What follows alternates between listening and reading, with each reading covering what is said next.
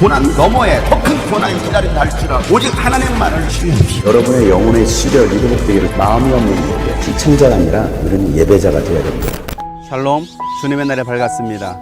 오늘도 주님이 주신 생명으로 하루를 살고 또한 주님이 주신 기쁨으로 기뻐할 수 있는 날 되기를 간절히 소망합니다. 함께 나눌 말씀은 베드로전서 4장입니다. 그리스도께서는 육신으로 고난을 받으셨습니다. 여러분도 같은 마음으로 무장하십시오. 육신으로 고난을 받은 사람은 이미 죄와 인연을 끊은 것입니다. 이제부터는 육신으로 살아갈 남은 때를 인간의 욕정대로 살지 말고 하나님의 뜻대로 살아야 합니다. 여러분은 지난날에 이방 사람들이 하고 싶어하는 일을 하였으니 곧 방탕과 정욕과 술 취함과 환락과 연희와 가증스러운 우상 숭배에 빠져 살아왔습니다. 그것은 지나간 때로 충분합니다. 그들은 여러분이 자기들과 함께 그런 지나친 방종에 빠지지 않는 것을 이상히 여기면서 여러분을 비방합니다. 그들은 산 사람과 죽은 사람을 심판하실 분에게 사실을 죄다 아뢰어야 합니다. 죽은 사람들에게도 복음이 전해진 것은 그들이 육신으로는 모든 사람이 심판받는 대로 심판을 받으나 영으로는 하나님을 따라 살게 하려는 것입니다. 만물의 마지막이 가까이 왔습니다. 그러므로 정신을 차리고 삼가 조심하여 기도하십시오. 무엇보다도 먼저 서로 뜨겁게 사랑하십시오. 사랑은 허다한 죄를 덮어줍니다.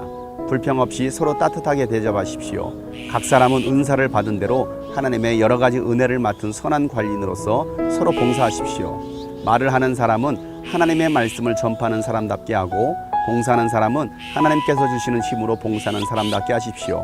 그리하면 하나님이 모든 일에 예수 그리스도로 말미암아 영광을 받으실 것입니다. 영광과 권세가 영원 무궁하도록 그에게 있습니다. 아멘. 베드로는 고난을 받고 있는 성도들에게 이 편지를 쓰면서 마지막 때가 가까이 왔음을 알립니다. 그리고 마지막 때를 살아가는 우리가 이 땅에서 육신을 가진 자로서 어떻게 살아가야 될지를 또한 말하고 있습니다. 예수님께서 육신으로 고난을 받으셨던 것처럼 우리도 이 땅에서 고난을 받습니다. 그것은 바로 예수 그리스도의 고난에 동참하는 것입니다. 우리가 복음 때문에 고난을 받고 있다고 한다면 그것은 우리가 이미 육신과는 끊어졌다는 것입니다. 우리가 육신으로 고난을 받고 있다는 것은 이미 죄와 연결을 끊었다는 것을 말하고 있는 것입니다.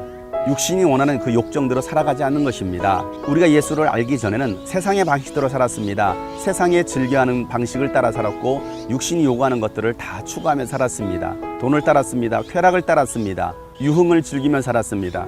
그런데 우리가 예수 안에 들어옴으로 이 세상의 모든 것들을 끊어버렸습니다. 그래서 세상 사람들이 우리를 볼 때면 세상을 너무 재미없게 산다라고 말할 수도 있습니다. 술도 하지 않습니다. 담배도 하지 않습니다. 육신의 쾌락을 쫓지 않는 그들의 모습을 보면서 이상하게 여깁니다. 그러나 우리가 예수 안에 들어옴으로 이 세상의 모든 것들을 이제는 더 이상 하지 않습니다. 우리가 예수 밖에 있었을 때는 이 모든 것들은 방종이었습니다. 그래서 이제는 우리가 그 방종을 따라 살지 않는 그 모습을 사람들은 보면서 이상하게 여기는 것입니다.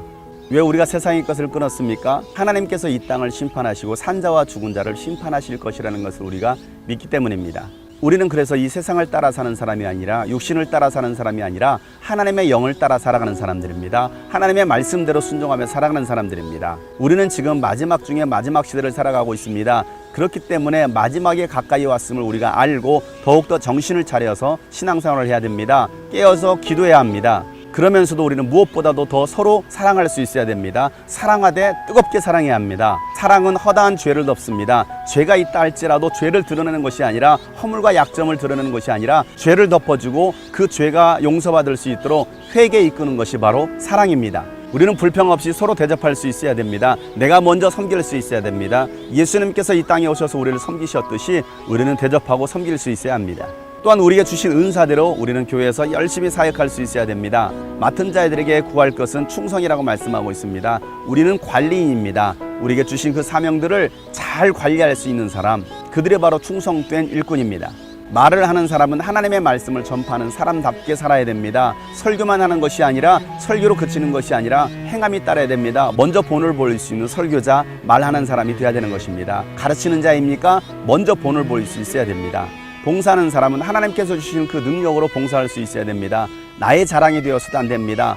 봉사가 오직 하나님께서 주신 능력으로 감당할 수 있어야 되는 것입니다. 그렇지 않으면 그 봉사를 하면서 또 다투게 되는 것입니다. 여러분 주님의 마음으로 주님의 능력으로 여러분 봉사하고 있습니까? 섬기고 있습니까? 우리가 하는 그 모든 일을 통해서 오직 예수 그리스도만이 영광 받으셔야 됩니다. 내가 하고 있는 이 모든 일이 오직 하나님께만 영광이 되어야 되는 것입니다. 사랑하는 여러분, 이 마지막 때를 살고 있습니다. 이 마지막 시대에 우리가 더욱더 뜨겁게 사랑함으로 하나님의 일에 충성스러운 관리인으로서 충성을 다할 수 있는 여러분 되시기를 주 이름으로 축복합니다. 주님께서 곧 오실 것입니다.